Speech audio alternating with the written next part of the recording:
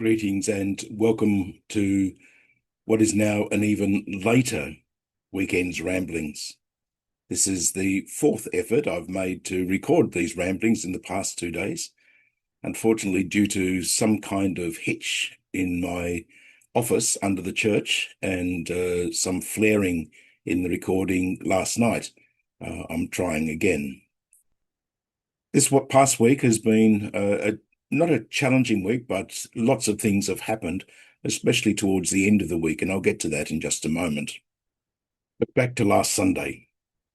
Last Sunday was a quietish day with the normal Sunday masses, but then I managed to see a parishioner during the afternoon, somebody who'd been sick and in hospital but has returned home. And then I managed to have an early night, something which I haven't had for quite some time. Monday, I was working on the Jubilee dinner, just looking at some of the things that I needed to organise, and even just looking at some a little booklet that might be available to the priests, because I'll be using a slightly different Eucharistic prayer in the masses. So they have the prayer book, and or at least the Eucharistic prayer for celebrating Mass when we celebrate on the 22nd. On Tuesday, I was up reasonably early and headed to the Domain. There was the Vinnie's Homeless Week event, and that was a barbecue and a conversation with people about the challenges faced by young people, especially in our community, who are homeless, and looking at some of the ways in which both St. Vinnie's can help, but also how appeals might be made to government.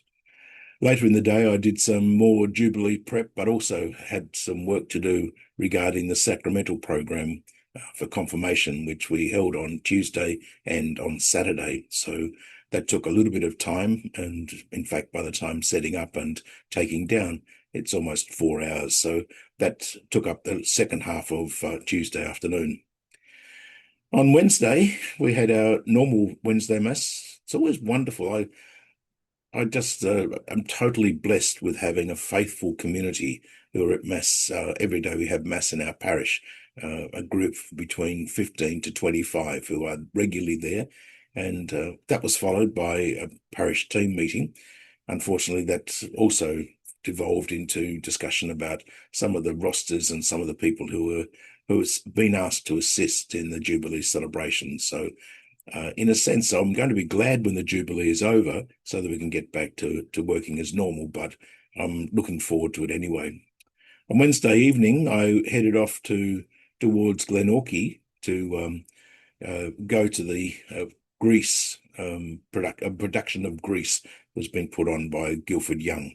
It was an excellent production. There were some really talented singers and some interesting moments as things kind of happened on stage that you just smile at. But that's theatre, live theatre, and especially with young thespians, it's still a learning experience for them. On Thursday, we had the Catholic Education Week Mass, and that was a good celebration. There was children from all over the southern region of the state, and some of the older students from our colleges, and that was one of the final major events for Archbishop Julian before he moves into complete retirement as of actually today, Tuesday. So that was interesting.